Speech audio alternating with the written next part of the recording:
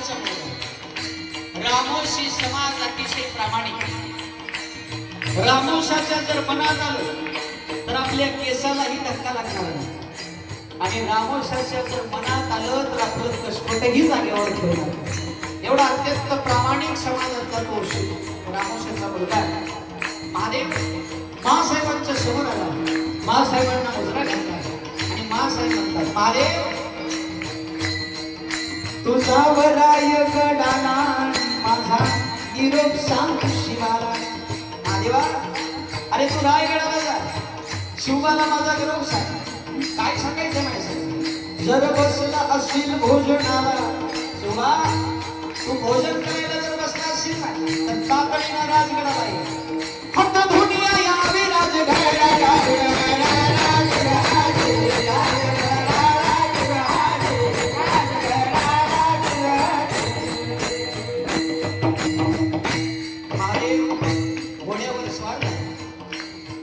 रायगडाच्या पायथ्याला महादेव येऊन पोहोचला. घोड्यावरून खाली उतरला गेला आणि रायगडावर महाराजांच्या समोर महादेव येऊन उभा करतो आणि महादेव म्हणतोय, राजा मासाहेबांचा निरोप आहे. काय निरोप आहे महादेव? जर बसला असाल भोजनाला. मासाहेबांनी सांगितलंय अत्यंत तातडीनं तुम्हाला बोलवण्यात आलंय. हत्त दुनिया यावी राजगडाला.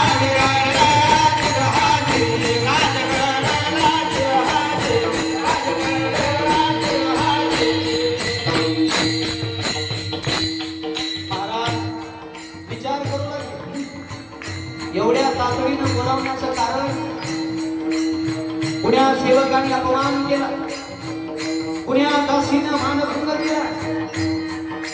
महाराजांनी गडबडीनं महाराज उठायला गेले. गडबडीनं टोप उचलला, आता टोप दिसला. गडबडीनं टोप उचलला गेला आणि तो टोप आता तो दिसता त्या पोतना कसोलीला मोठी घडून पडला. आता पण टोप निसटून पडणं हा अपशकुन होता. तसाच टोप उचलला गेला. राजाने आपल्या शिरस्थानावर चढवला. कृष्णेला खोगी घातली आणि महाराज कृष्णेवर स्वार झाले आणि कृष्ण सह्याद्रीच्या कड्या कपारामध्ये दौडू लागले. महाराज राजगडावर येऊन पोहोचले आणि मासाहेबांना मुजरा केला. प्रणाम केला मातेला.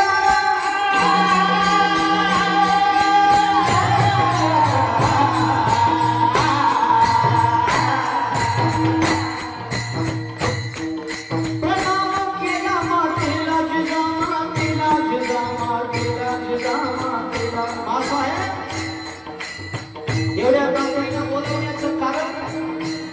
मासाहेबांनी सांगितलं, शुभा कधी घेणारे हा मुलगा. मासाहेब काय बोलले नाही. मासाहेबांनी शिवांकडे पाहिलं आणि शिवाजी राजांकडे पाहून मासाहेब त्या कोटणाना किल्ल्याकडे इशारा करताय. कोटणाने किल्ला दाविला, किल्ला दाविला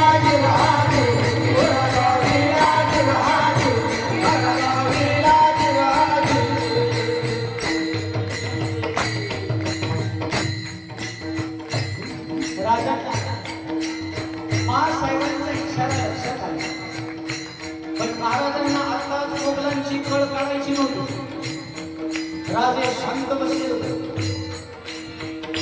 शिवाजी राजांना पाहून शांत उभा टाकलेल्या महाराजांना पाहून मासाहेब म्हणतात, शिवबा अरे त्या मेल्या उदय भाण्यानं कमल कुमारीला मिळवलंय, नंगा नाच माजवलाय. अरे किती दिवस आपण हे सहन करायचंय? माझ्या राजांची तळ पायाची आग मस्तकात गेली आणि राजाने सांगितलं, मासाहेब किल्ला घेतला जाईल. सगळ्या सेवकांना फरमान पाठवण्यात आलं. एक एक मावळा गडावर येऊ लागला आणि प्रत्येक मावळा राजगडावर येऊन पोहोचत होता. कोटणाना किल्ल्यावर स्वारी करायची तयारी सुरू होती. पण एवढ्या या स्वराज्याचा सेवक, या भगव्या झेंड्याचा शिपाई तानाजी मालुसरे, त्यांच्या एकुलत्या एक मुलाचं लग्न होतं. बाल रायबाचं लग्नाचा लग्न मंडप सजला होता आणि शिवाजी राजांनी बाल रायबाच्या लग्नाला यावं म्हणून आमंत्रण त्या पत्राच्या द्वारे एका मावळ्याच्या जवळ दिलं गेलं. उंबर ठेवून मावळा आलेला मोजरा केला शिवाजी राजाला. राजा तानाजींनी पत्र पाठवलं. ते पत्र वाचून दाखवण्यात आलं. पत्रामधला मजकूर असा होता. राजा श्री हरी कृपेण आमच्या घरी बाल रायबाचं लग्न आयोजित करण्यात आले. आपण या आपल्या पदस्पर्शाने आमचं घर पावन कराल. वधूवरांना आशीर्वाद द्याल. कळावा आपल्या भगव्या झेंड्याचा शिपाई ताना माणूस. तानाजीचं पत्र महाराजांनी वाचलं. महाराजांचे डोळे पाण्याने डबडबले गेले. महाराजांचा कंठ संकलित झाला आणि महाराज म्हणतात ताना क्षमा कर तुझ्या राजाला. आम्ही लग्नाला येऊ शकत नाही. का? कारण आम्ही मोठ्या लग्नाला चालतो. आलेल्या मावळ्यांना निरोप केला. जाऊन सांग माझ्या तानाला तुझा राजा बाल रायबाच्या लग्नाला येऊ शकत नाही. का? कारण ते मोठ्या लग्नाला चालतो. आल्या पावलानं मावळा ठरत आला. घोड्यावरून मावळा येताना तानाजीनं पाहिला. तानाजीला वाटलं राजे येणार आहे. काय म्हणाले असतील महाराज म्हणून निरोप ऐकण्याकरता तानाजी वाटेकडे डोळे लावून बसले. घोड्यावरचा मावळा खाली उतरला. तानाजीने विचारलं राजे येणार आहे? नाही येणार. काय नाव आहे? कारण ते मोठ्या लग्नाला चालले. कुणाचं लग्न? किल्ले कोंढाण्यावर सोडले. काय?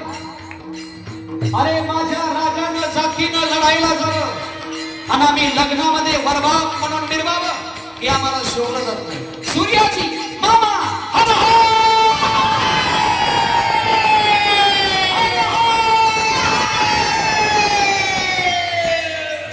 तानाजीनं पत्नीला सांगितलं कपडे आण माझे.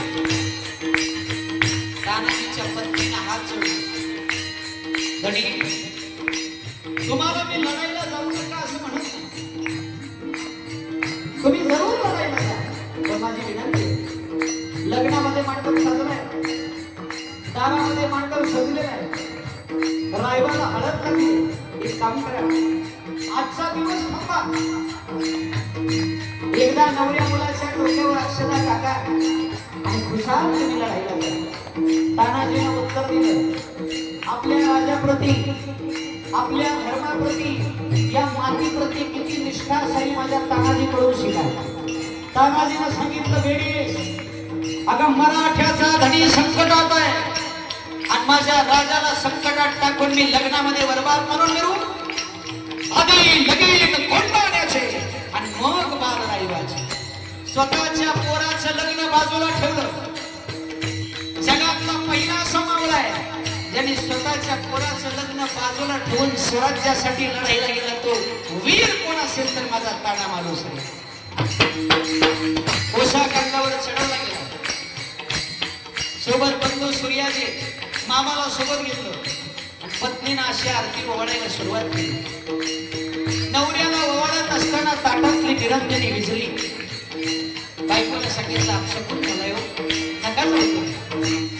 तानाजीने सांगितलंय तुला जर भीती वाटत असेल. तानाजीने स्वतःच्या पत्नीच्या कपाळाचं कुंकू पुसलं आणि सांगितलं परत आल्यानंतर लावा. तानाजी घोड्यावर स्वार झाले आणि शिवाजी राजांच्या पुढे येऊन महाराजांना मोजरा केला. मासाहेब म्हणतात शिवा अरे बरं झालं ताना रे आला नेतृत्व द्यावर तानाला. ओ ताना किल्ला घेणाला किल्ला घेणाला राजे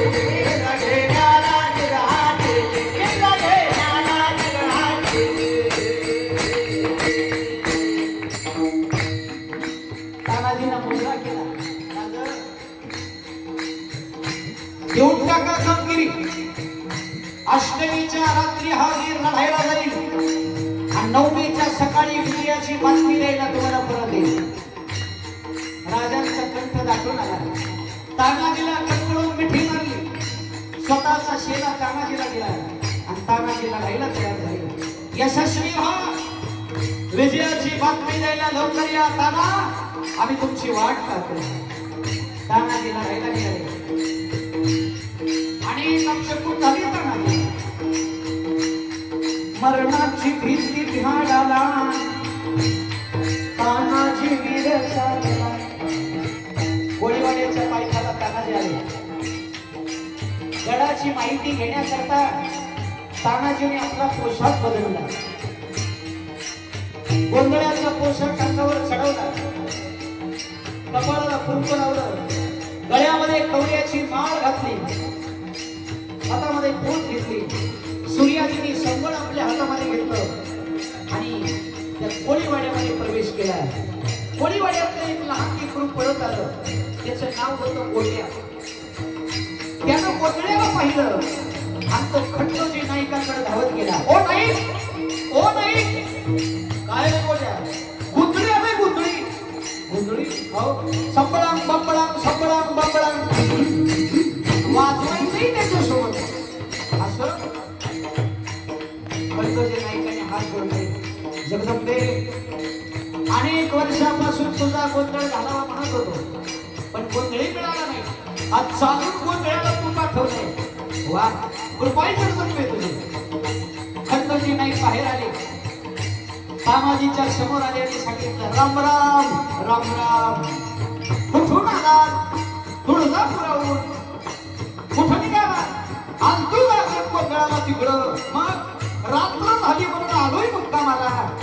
गोंधळ घाला, दिली संधी तर घालू की गोंधळ, तेवढ्यासाठीच आलो. तानाजीचं बोलणं खंडोजी नाईकाच्या लक्षात आलं आणि मग चौक मांडला गेला. गोंधळाची सगळी तयारी झाली आणि तानाजीने गोंधळ सुरू केला.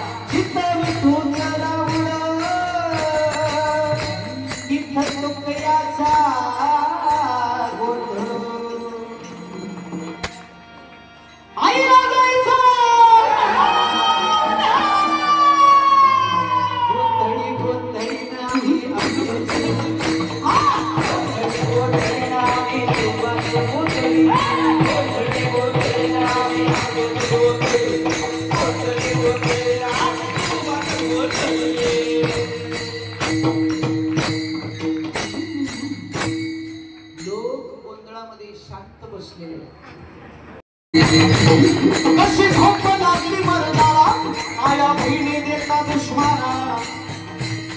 लाज पाहिजे पिशा बळगायला, भरात येतो भरा बांगड्याला. हिजड्यांना NASA लुगड्याला, NASA लुगड्याला जिरहाटू, NASA लुगड्याला जिरहाटू, NASA लुगड्याला जिरहाटू.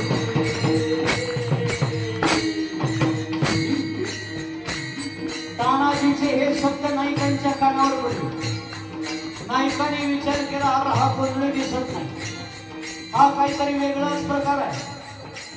Khandoji नाही खडून सुटले, तानाजीच्या जवळ आले, तानाजीला बाहेर घेतलं आणि सांगितलं, खरं सांगा कोण तुम्ही? तानाजीनं वेल भंडार हातात घेतला. प्रथम त्यावर वचनाला भंडार हातात घेतला, वेल भंडार हाती धरलेला. खंडोजी नाही पहिल्यांदा वचन द्या, मग सांगतो नाला गावाला. तानाजी म्हणती ती हाला, सूर्याची बंधू संगतीला, गडाची माहिती घेण्याला. म्हणून आलो कोळीवाड्याला, कोळीवाड्याला जिराजे, कोळीवाड्याला जिराजे, कोळीवाड्याला जिराजे. खंडोजी नाही म्हणते काय? तानाजी माणूस रे? हो. सूर्याजी? हो. शिवाजी राजांचे मावळे तुम्ही? हा. खंडोजी नाईक म्हणताय ताना, अरे शिवाजी राजांकरता हा कोळीवाडा आपला प्राण अर्पण करायला तयार आहे. साह्य करून घेतलं कोळ्याला.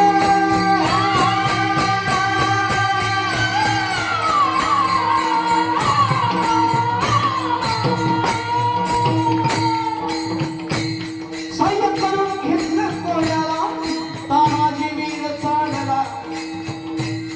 गडाच्या दिशेने निघाले. सगळ्या कोळीवाड्याला साह्य करून घेतलं आणि तानाजीने पेटाऱ्यातली घोरपड बाजूला काढली, तिचे पूजन केलं. घोरपड गडाच्या त्या भिंतीवर आपल्या नक्या टोचत गडावर निघाली. वर जाणाऱ्या त्या घोरपडीला काय दिसलं बाबा? तो काळ कपडा पसरून बसलाय. तो काळ आपल्या मालकाला खाणार आहे ही बातमी सांगण्याकरता की यशवंती परत निघाली. परत येणाऱ्या यशवंतीला तानाजीनं पाहिलं. यशवंती का परत आलीस? तुला काळ दिसला? तो काळ आम्हाला खाण्यापूर्वी खंडळी करून खाण्यात येईल. पाठीमागा फिर. मालकाचा करारी आवाज ऐकलाय. यशवंती पुन्हा गडावर गेली.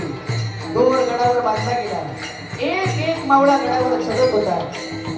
दोर कपीला घासत होता आणि दोर घासून घासून तुटला गेला आणि लटकलेला 360 मावळा दरीत कोसळून खालास झाला.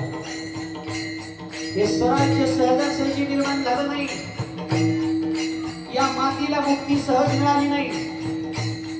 तुम्हाला सुखी करण्याकरता, हे स्वराज्य निर्माण करण्याकरता, हिंदवी स्वराज्याची स्थापना करण्याकरता अनेक मावळ्यांना आपल्या प्राणाची आहुती द्यावी लागली. हे कधी विसरू नका. हा इतिहास रक्ताने लिहिला गेलाय. अनेकांचं बलिदान या स्वराज्य करत आहे. हे कधी जीवनात विसरू नका. दोर तुटला म्हणून मावळे थांबले नाही.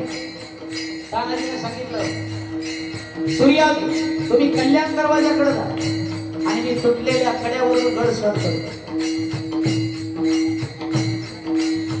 या वेळेला गडावर काय चाललं होतं बाबा? काही जण त्या अल्लाला आडवत होते, काही नाच गाण्यामध्ये मग्न होते, काही नशेमध्ये धुंद झाले होते. आणि हा कमल कुमारीच्या जवळ नशेमध्ये धुंद होऊन तानाजी मालुसरे सुटलेला कडा सर उतरून त्या गडावर आले आणि तानाजी हातामध्ये रक्ताने भरलेली शमशीर घेऊन उदयभानाच्या समोर आले. त्यावेळेला उदयभान काय करत होता बघा? त्या कमल कुमारीला म्हणत होता, हे कमल कुमारी, आओ हमारे पास आओ, डरो मत मेरी बेगम, यहाँ कोई नहीं आएगा. जैसे द्रौपदी को बचाने के लिए भगवान कृष्ण आया था ना, वैसा कोई कृष्ण यहाँ नहीं आएगा. तानाजीने हातामध्ये शमशीर घेतली आणि उदयभानाला म्हणताय, तुझा बाप हजर आहे. हातामध्ये रक्ताने भरलेली शमशीर पाहताच उदयभानाची उचलली. कोण आहेस तू? ताना माणूस आहे. कुठून आलास? तुटलेल्या कड्यातून. अरे ज्या तुटलेल्या कड्यातून येताना सिंहाला सुधी भीती निर्माण व्हावी, अशा तुटलेल्या कड्यातून येणारा वीर ताना, स्वागत आहे तुझं किल्ल्यावर. तानाजीकडे पाहिलं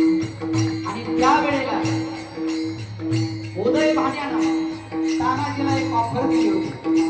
ऐका, तानाजीनं तरुण मंडळी थोडं लक्ष द्यायला, तानाजीला उदय भाण्यानं त्यावेळेला एक ऑफर केली होती. बघा बरं, हे ताना, अरे शिवाजी राजांसाठी तू जर लढलात तर शिवाजी राजा तुला देऊन काय देणार आहे? फक्त शाबासकी देतील ना, पाठीवर फक्त एक प्रेमाची थाप टाकतील ना, दुसरं काय मिळणार आहे तुला? हे ताना, तू फक्त माझ्या बाजूने ये. हा कोंडाणा किल्ला मी तुला देऊन टाकेन. या किल्ल्याचा किल्लेदार तू हो आणि तुझा सेवक मी होतो. चाल. किती मोठी ऑफर होती. तुमच्या आमच्या सारखं जर कोण असतं का नाही, काय करायचं बाबा, किल्ला यायलाय, किल्लेदार पद यायले म्हणून फोडाफोडी केली असती. पण तानाजीने निष्ठा सोडली नाही. तानाजीने उत्तर दिलेलं ऐका, आणि उत्तर पटलं तर टाळी वाजवा. माझ्यासाठी नाही, माझ्या तानाजींसाठी. तानाजीने उत्तर दिलं उदय भाण्याला, ए उदय भाण्या, अरे कुत्र्याला तुकडा टाकल्यावर कुत्रा गोटा घोळतो ती अवलाद आमची नाही. लढेल तर राजासाठी आणि मरेल तर माझ्या राजासाठी. काय निष्ठा होती महाराज.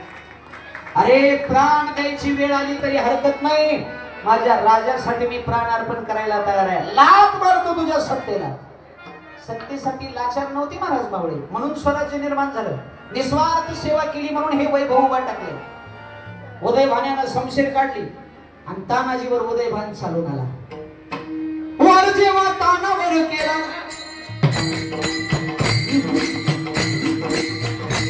वर जेव्हा तानावर केला, भालीवर घेतो वाराला. उदय भानच्या जवळ हत्याला, तानाजीच्या तोंडे भारीला तोंड घाले.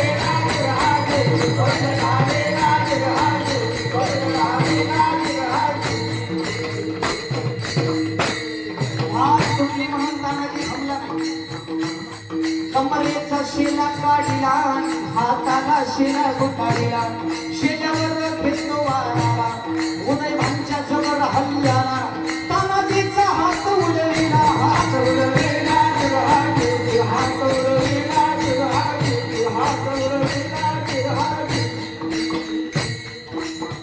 हात तुटला म्हणून तानाजी थांबला नाही.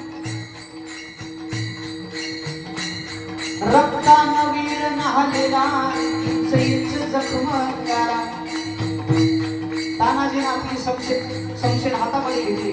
एक हात तुटलाय, पण राजाला दिलेलं वचन होतं ते पूर्ण करण्याकरता तानाजी लढू लागले. उदय भाण्यानं आपली तलवार काढली आणि तानाजीच्या पोटामध्ये खुपसली. पोटामध्ये शमशेर घुसताच तानाजी जमिनीवर कोसळले आणि जमिनीवर कोसळलेल्या तानाजीच्या देहाला उदय भाण्यानं लाथ मारली. चल हात मारा, हमसे टकराता है. अरे हमसे जो टकराएगा वो मिट्टी ने मिल जाएगा. लाथ मारली ना. हे आमच्या 80 वर्षाच्या म्हाताऱ्यानं बघितलं. 80 वर्षाच्या म्हाताऱ्यानं उदय भाण्याला सांगितलं, ए वड्या वगाडीच्या औलादी, रक्ताच्या थाबड्यात पडलेल्या माझ्या पोराला लाथ मारतोस का? हिम्मत असेल तर या मामावर वार. मामाने मारलं उडाणारा.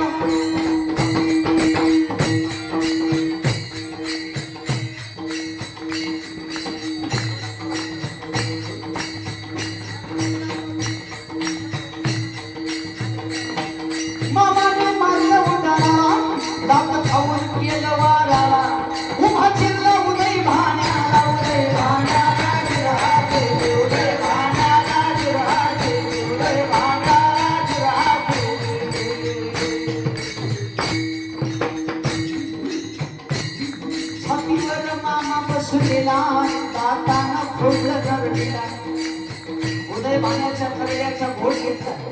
उदय भान खराब झाला. ही बातमी सगळ्यांना कळाली. राजांना बातमी कळाली. गवताची गंजी पेटवली गेली. राजे राजगडावर आले. राजगडावरून स्वार होऊन राजे कोंढाणा किल्ल्याच्या पायथ्याला आले आणि राजाने पाहिलं सगळ्या मावळ्यांच्या डोळ्याला पाणी आहे. सगळ्यांच्या चेहऱ्यामध्ये दुःख आहे. राजे वर आले आणि वर येऊन महाराजांनी पाहिलं तर काय दिसलं महाराजांना? रक्ताच्या थारोळ्यात पडलेला तानाजीचा देह पाहिला आणि शिवाजी राजांनी हंबरडा फोडला. ताना, ताना, तुम्ही सुद्धा आम्हाला सोडून गेलं. अरे या स्वराज्याकरता, या माती करता तुम्ही आपल्या प्राणाची आहुती दिली. ताना, तुमचं बलिदान व्यर्थ नाही झालं. आजपासून या गडाचं नाव बदललं. आजपासून या गडाचं नाव पुण्यानं नाही, आजपासून या गडाचं नाव सिंहगड. आज गड आलाय पण सिंहासारखा लढणारा माझा मावळा मला सोडून गेला. सिंहगड नाव ठेवलं. अशा तानाजी मालुसरीला त्रिवार मोठा केला पाहिजे बाबा. स्वातंत्र्याचा रक्षण